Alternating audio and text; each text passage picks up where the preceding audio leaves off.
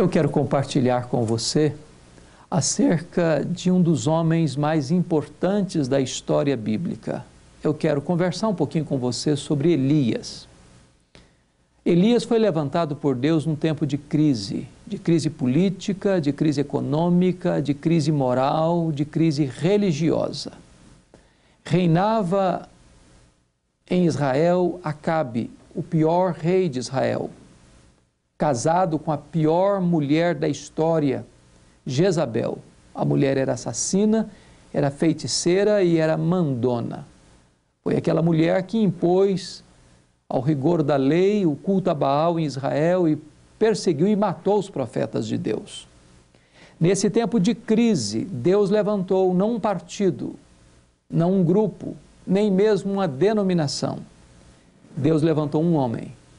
E este homem fez profunda diferença na história da sua nação.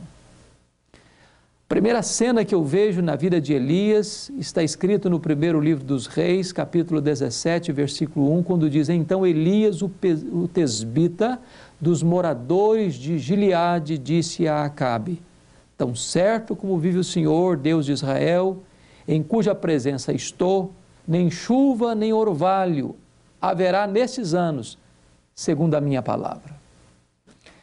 O que significa isso? Quando diz que Elias, o tesbita, não está falando da família dele, nem do sobrenome dele, está falando da sua procedência geográfica. Ele vem de Tisbé, das montanhas de Gileade, um lugar desconhecido. Ele vem de uma família desconhecida, ele é um homem desconhecido, mas Deus o levantou. Deus não precisa de estrelas nem de figurões para fazer a sua obra. Deus pode usar gente simples como você e eu, gente como Elias, para fazer a sua obra.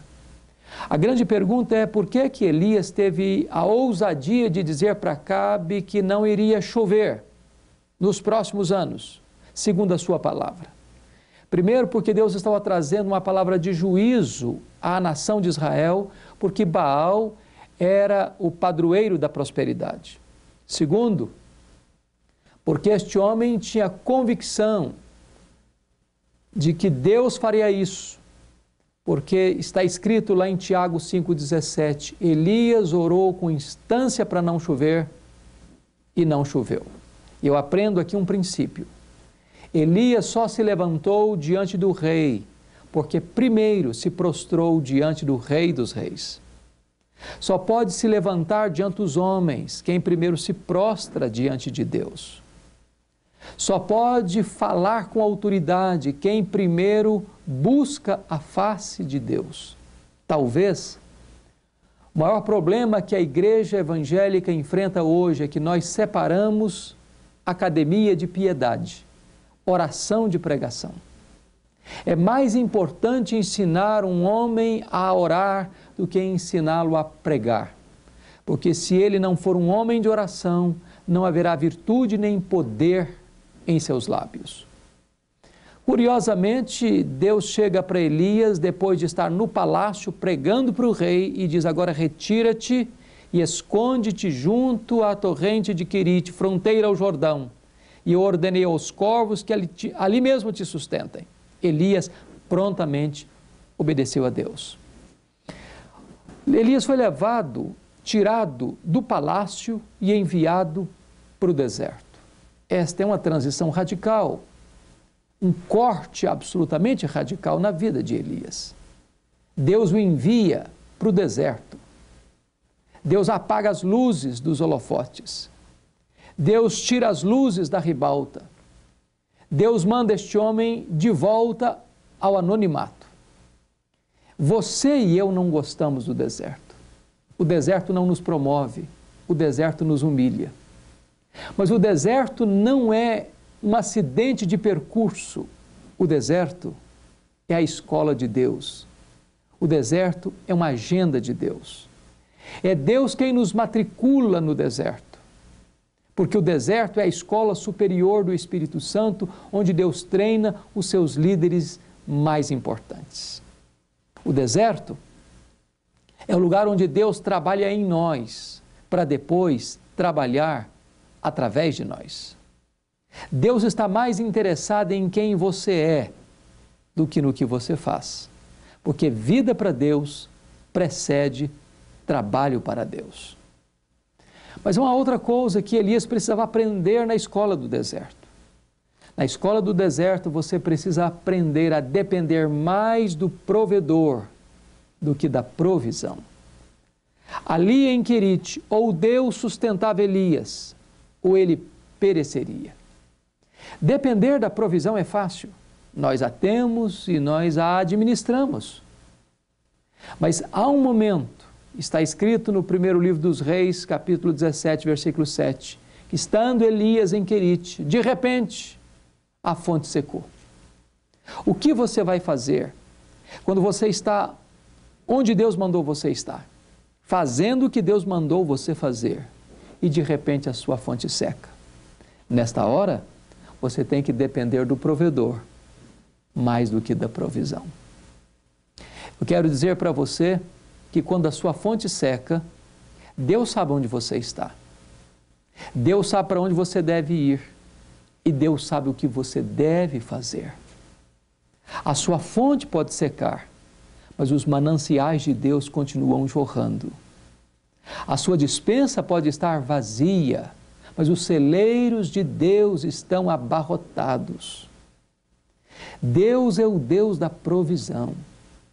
Quando Ele leva você para o deserto e a provisão acaba, não é porque Deus é sádico, não é porque Deus está esmagando a cana quebrada, é porque Deus está ensinando para você verdades muito importantes, de que nestes momentos você precisa depender do provedor e experimentar a providência milagrosa do provedor. Aí diz a Bíblia que vem uma outra transição na vida do Elias. Deus o manda sair de Querite e ir para Sarepta, onde uma mulher viúva haveria de sustentá-lo. Se Deus dissesse para Elias que ele deveria sustentar uma mulher viúva, talvez fizesse um pouco de sentido. Mas Deus é poderoso para usar os recursos pequenos e os instrumentos fracos para realizar grandes coisas. E aquela viúva conheceu a Deus na cozinha. O seu Deus, o meu Deus, é o Deus que ainda multiplica a farinha na nossa panela e o azeite na nossa botija. Quando Deus nos leva para Sarepta, que significa fornalha, é porque Deus ainda está trabalhando em nós, para depois trabalhar através de nós. Deus realiza milagres em Sarepta, mas também em Sarepta acontecem tragédias, porque o filho único daquela viúva morreu e a mulher colocou a culpa em Elias. Não é fácil para você lidar no ministério com situações semelhantes, de ser acusado daquilo que você não deve. Mas Elias não se defendeu, Elias orou e o milagre de Deus aconteceu. Deus ressuscitou o menino. Talvez se fosse hoje, Elias iria convocar uma coletiva da imprensa para dizer quão poderoso homem de Deus ele era e quão poderoso profeta ele era. Mas Elias jamais roubou a glória que só pertence a Deus. Ele simplesmente disse: mulher, o teu filho vive. Se Deus está usando a sua vida, bote a boca no pó, porque Deus não divide a sua glória com ninguém, porque tudo é dele, tudo vem por meio dele e tudo é para ele. Agora eu quero terminar dizendo o seguinte para você: quando você honra Deus, Deus honra você. Porque agora aquela mulher disse para Elias: agora eu sei que tu és homem de Deus e que a palavra de Deus na tua boca é verdade. Uma coisa é proferir a palavra de Deus, outra coisa é ser boca de Deus. Você só será boca de Deus se você primeiro for homem de Deus. A maior necessidade da nossa nação, a maior necessidade da igreja, é que tenhamos homens não famosos, não apenas intelectuais, mas homens de Deus, homens que sejam boca de Deus. Que Deus levante nessa geração novos Elias, homens que façam diferença na história da nossa nação. Deus abençoe o seu coração.